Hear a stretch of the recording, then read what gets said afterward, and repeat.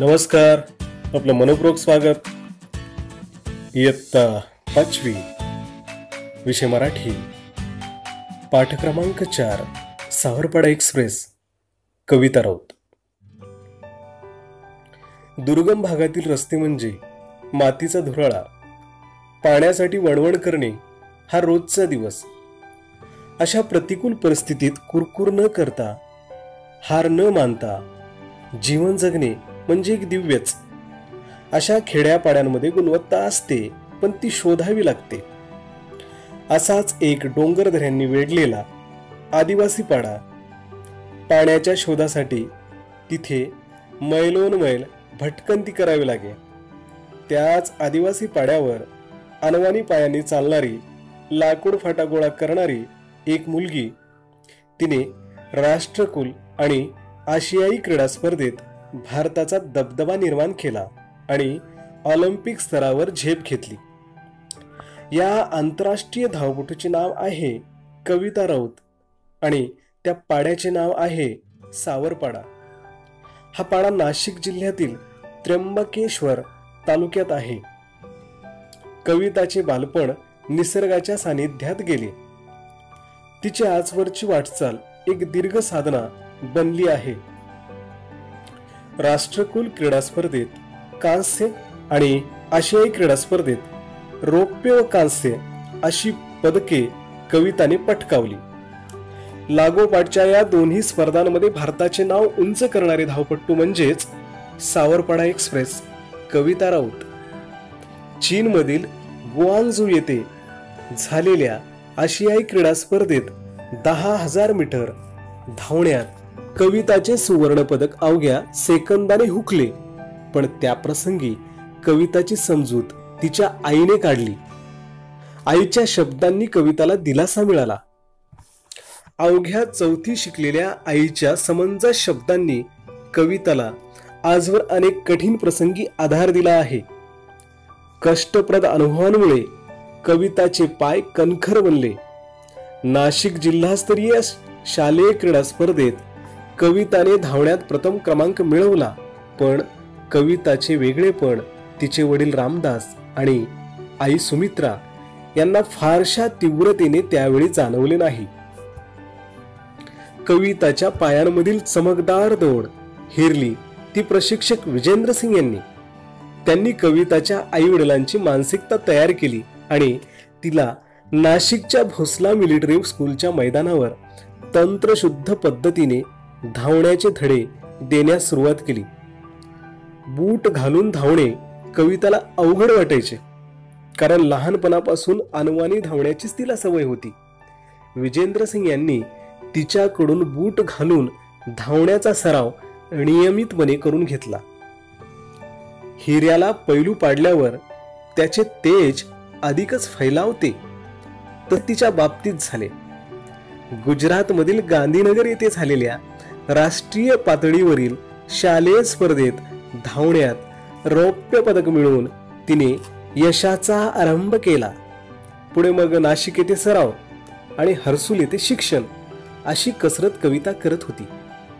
कविताची ही ओढाताण पाहून विजेंद्र सिंग यांनी तिला 11वी साठी भोसला मिलिटरी कॉलेजमध्ये प्रवेश मिळवून दिला. ती राहणार कुठे, हा कविताच्या आई वडिलांना पडलेला प्रश्नही विजेंद्र सिंग यांनी सोडवला. 24 ऑक्टोबर 2002 पासून पुढील 5 वर्ष ती त्यांच्याच घरी राहिली. स्वतःचा एक मुलगा आणि एक मुलगी असलेल्या सिंग दाम्पत्याने आपली दुसरी मुलगी म्हणून कविताचा सांभाळ केला. तिच्या धावण्याच्या गतीकडे विजेंद्र सिंग यांनी लक्ष पुरवले आणि त्याची प्रचिती म्हणजेच कविताचे यश. एका पाठोपाठ एक विक्रम तिच्या नावावर झळकू लागले. कविताच्या यशामुळे हर्सुल, सावरपाडा या भागास नवी ओळख मिळाली. आज केवळ राऊत कुटुंबालाच कविताचा अभिमान वाटतो असे नाही, तर संपूर्ण हर्सुल परिसराची हीच भावना आहे. नवी दिल्लीतील राष्ट्रकुल स्पर्धेत कविता जिंकल्याचे जाहीर होताच हर्सुल, सावरपाडा येथे जणू काही दिवाळीच साजरी झाली होती. स्पर्धेत विजयी झाल्यानंतर कविता आपल्या गावी येणार म्हणून सकाळपासून जो तो स्वागताच्या कामात गुंतला होता. कविताचे कौतुक करण्यासाठी गावोगावचे लोक हजारोच्या संख्येने उपस्थित झाले होते. लेकीभोवती निर्माण झालेले वलय, तिला सत्कारासाठी घेऊन जाण्यास येणाऱ्या आलिशान गाड्या, पत्रकारांचा गराडा यामुळे आपली लेक लय मोठी झाली याचे समाधान तिच्या आईच्या डोळ्यांमध्ये सहज वाचता येत होते. कविता बंगळुरू येथे विशेष प्रशिक्षणासाठी गेली असताना रोज किमान एकदा तरी आईशी फोनवरून बोले. यावरून त्या मायलेकीचे गहिरे नाते दिसून येते. कविता सांगते, आईशी बोलल्यावर मनाला वेगळंच समाधान वाटतं. दिवसभरात जे झालं ते सर्व मी आईला सांगते. माझ्या त्रासाबद्दल मात्र तिला काही सांगत नाही, कारण ते ऐकून आईला उगीच वाईट वाटत राहतं. कविता हळवी आहे. प्रसिद्धीच्या वलयाने तिच्या स्वभावात काही फरक पडलेला नाही.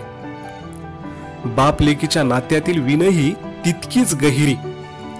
लहानपणी आपले बोट धरून चालणाऱ्या कविताच्या पायांमध्ये मोठेपणी इतके बळ येईल असे तिच्या आई वडिलांना कधी वाटलेच नव्हते. कविताच्या यशाचे सर्व श्रेय ते प्रशिक्षक विजेंद्र सिंग यांना देतात.